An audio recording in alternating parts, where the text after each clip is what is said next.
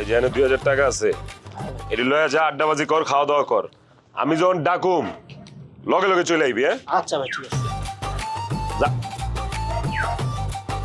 আব্বা আপনি এদিকে বুঝলাম না আমি, আপনি যদি এমনি পলায় থাকেন তাহলে সমস্যার সমাধান হইব? আমি পলায় থাকি এই কথা তোরা কে কইছে? কারো কইতে হইব কেন?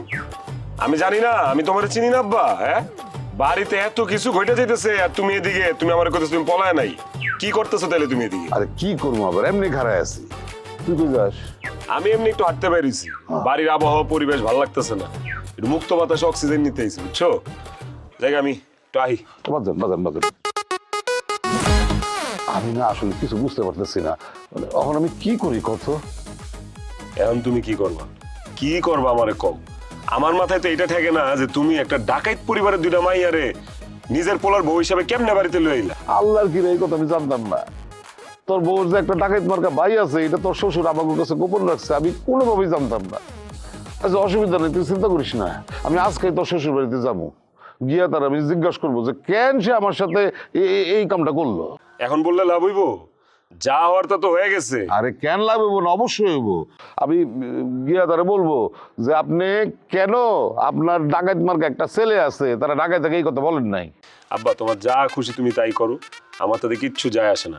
শুধু এতটুকু বলে দিতেছি, তোমাদের এইসব ঝামেলার মধ্যে আমার ডাইকো না। আমি শান্তিপ্রিয় মানুষ, আমি এসব ক্যাচালের মধ্যে ঢুকতে চাইতেছি না। আরে তুই আমার বলো এটা কি কর, তুই যদি আমার সাপোর্ট না দেস তাহলে আমি অ্যাকশনে যাবো কেমনে কইরা? তুমি আবার কি অ্যাকশনে যাবে এই বয়স? সোজা হিসাব, তোর শ্বশুর যেমন আমারে প্রতারণা করছে, তার এই ডাকাত ছেলের কথা গোপন করছে, সেরকম আমিও এই দুই বউরে নিয়ে তোর শ্বশুর বাড়িতে ফালায়া তুই আয়া পড়ু। জি না, কারেকশন। কি দুই বউ নিয়ে মানে? আমি আমার বউ নিয়ে খুব খুশি আছি, সুখে শান্তিতে আছি।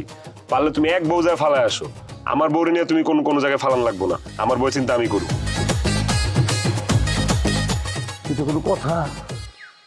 হ্যাঁ, নিজের পোলা যদি সঙ্গ না দেয় তাহলে আমি যুদ্ধে জিতবো কেমনে? আল্লাহ,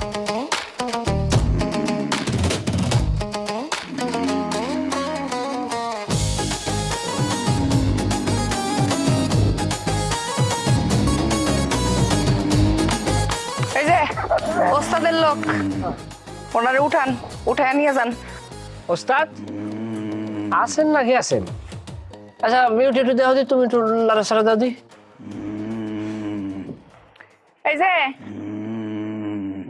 এই যে শুনতেছেন, উঠেন। কেমন না লাগে?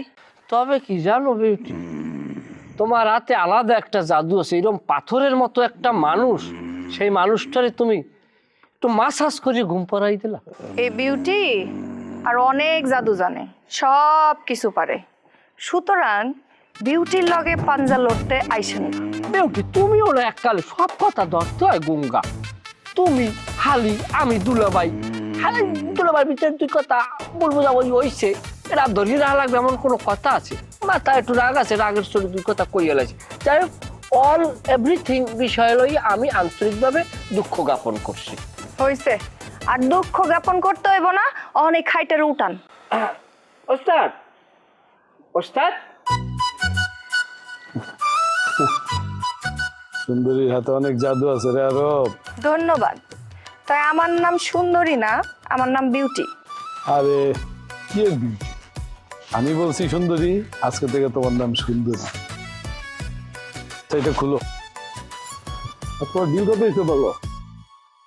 500 টাকা। বেশি হয় না, দিয়ে দাও।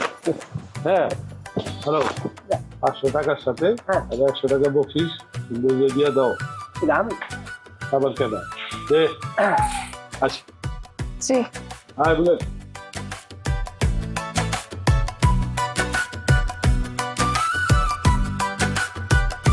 দুলাভাই, বিল না দিয়া কই যাইতাছেন? না মানে বাড়ির দিয়ে বাইরে মানি ব্যাগ লইয়ে নি, মানে নগদ ক্যাশ। ক্যাশ নাই? আচ্ছা ঠিক আছে, বাড়িতে কাউরে খবর দিয়া টাকা আনো। বাড়িতে তো আমার জন্মদা কোনো পোলাফান নাই যে ডাঙ্গর চেহারা লইয়া আইবে টাহা, আর ওই রকম কোনো মানুষ নাই। আমি যাইয়ে টাহাটা লইয়াম এক দৌড়ে। মনে থাকে যেন। সব পাট পাস।